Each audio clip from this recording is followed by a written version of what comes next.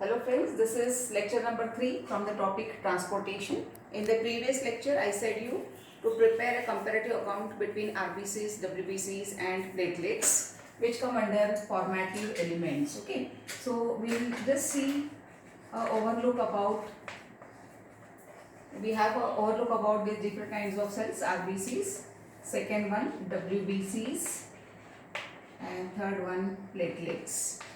See, in the textbook here, scientific term for all these types of cells is given.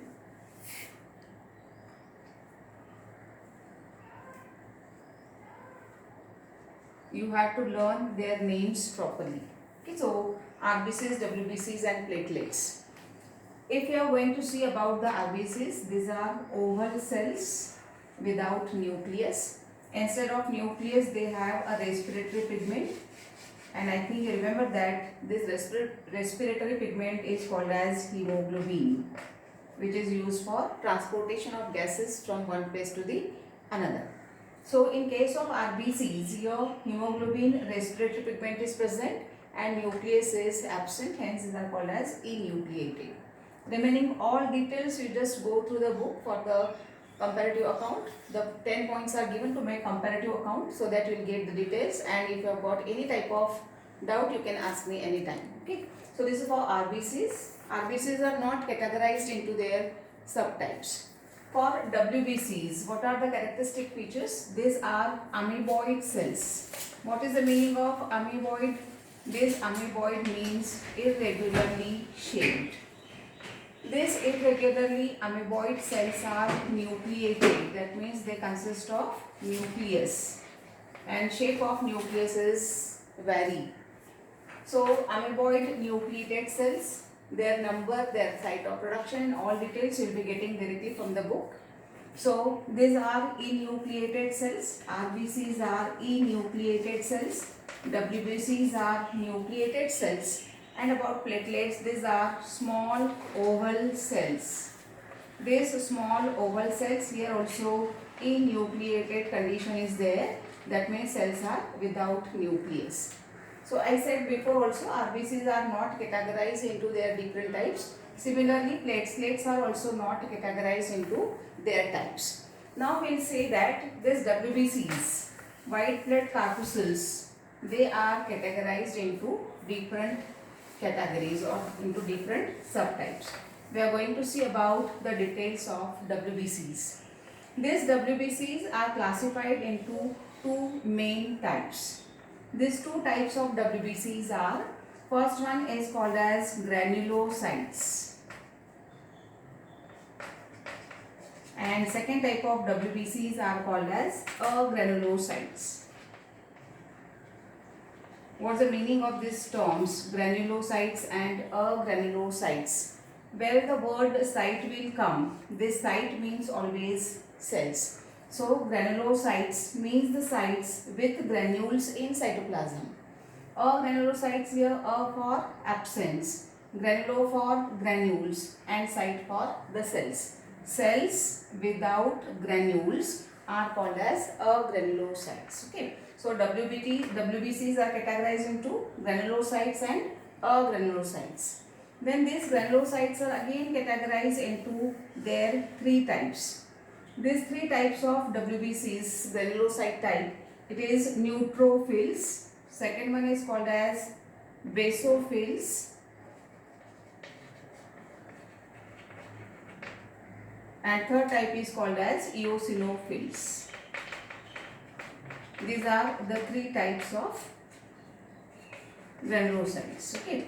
So what are the types of granulocytes? Neutrophils, basophils and eosinophils. And agranulocytes are also categorized into two main types.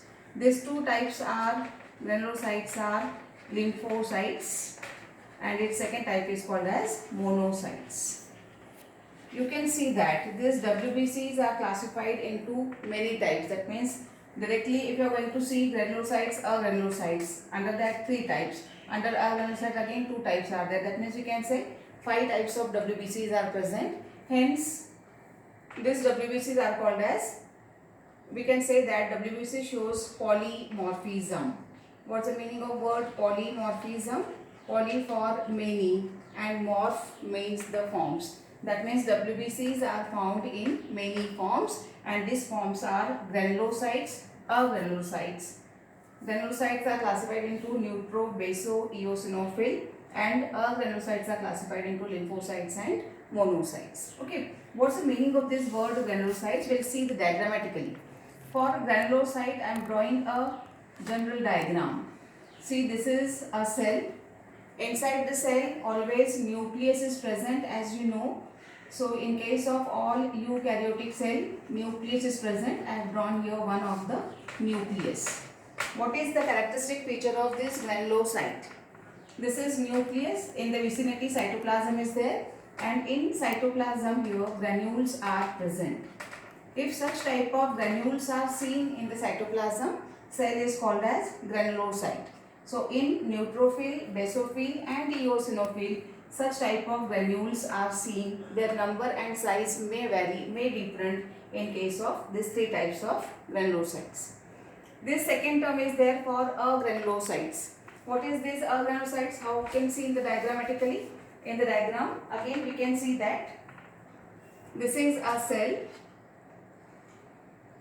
It is also a nucleated cell, so you can see this is a nucleus present here. But in the cytoplasm, this is the cytoplasm which is without granules. Okay, so these are agranulocytes. No granules are present in the cytoplasm. Granulocytes are the cells where granules are seen in the cytoplasm. Remember that these granulocytes are produced from myeloid tissue. What is this myeloid tissue? This myeloid tissue means the tissue which is related with the tissue present in bone marrow.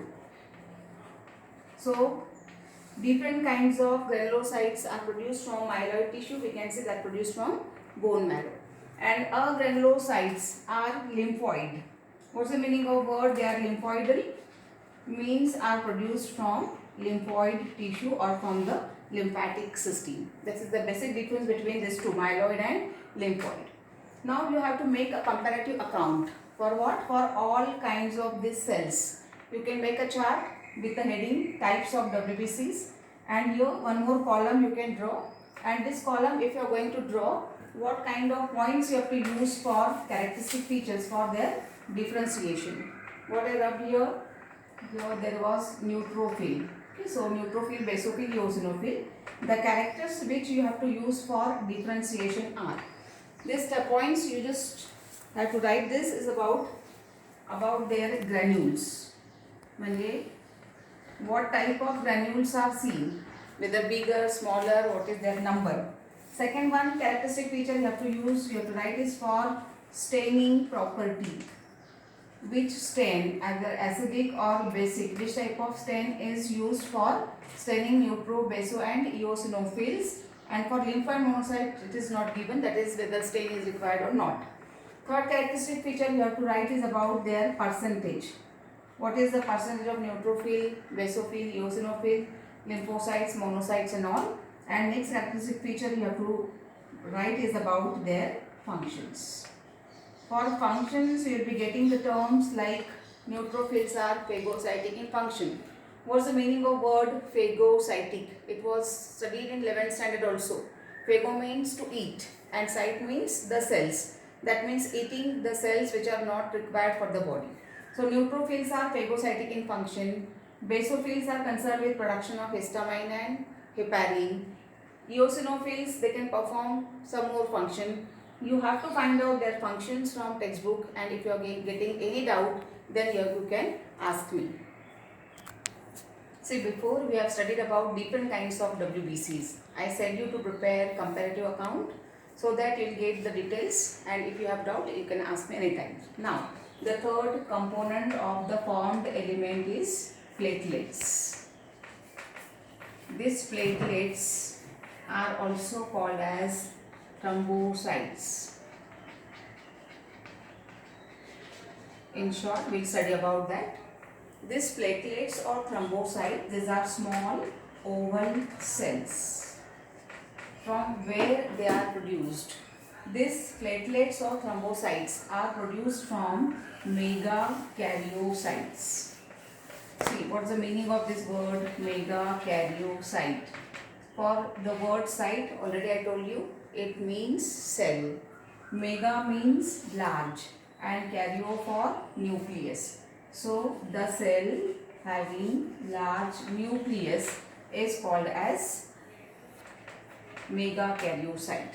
So, these megakaryocytes are found in bone marrow, which undergoes disintegration. That means we can say that a big cell is there. This is a big cell with a big nucleus. This will become a megakaryocyte. This cell undergoes fragmentation, that means breaking process, and because of breaking of this megakaryocyte, small oval elements are get formed. These small oval cells without nucleus will becomes the platelets. What's the function of these platelets? This platelets helps in the process of clotting. That means if you are going to say about the function of these platelets, then function of platelet is to take part in the process of clotting. Clotting means coagulation of blood, that is formation of semi-solid jelly. That means by mistake if there is any injury on the body surface or internal surface or inside the body, then this platelets the release one of the enzyme which is called as thromboplastin, and this thromboplastin takes part in the process of clotting of blood, also called as coagulation, so that it results in formation of thrombus. Okay, so this is about platelets. What we have studied today?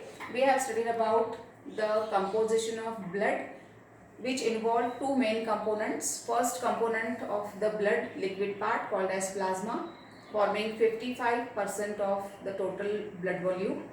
Plasma consists of different component. As I said, you have to go through textbook table number 8.40. Second part is formed elements. Why these are the formed elements? Because formed inside the body, produced inside the body. Three types of formed elements are RBCs, also called as erythrocytes, WBCs, also called as leukocytes. Third element, platelets, also called as thrombocyte. Firstly, you have to make its comparative account directly between RBCs, WBCs and platelets. Next to that, we have seen that is WBCs are classified into two main types, granulocytes and agranulocytes. Granulocytes are again classified into three, neutrophil, basophil, eosinophil, and agranulocytes are classified into two more types, monocytes and lymphocytes. You have to make separate comparative account for all different kinds of WBCs. And third one is the platelet. For platelets, as you are going to write in comparative account, there is no need to write platelets again. Okay, so you have to learn different kinds of terminology which will come across while studying this, the different kinds of blood cells. Okay, next part of this will continue in the next lecture.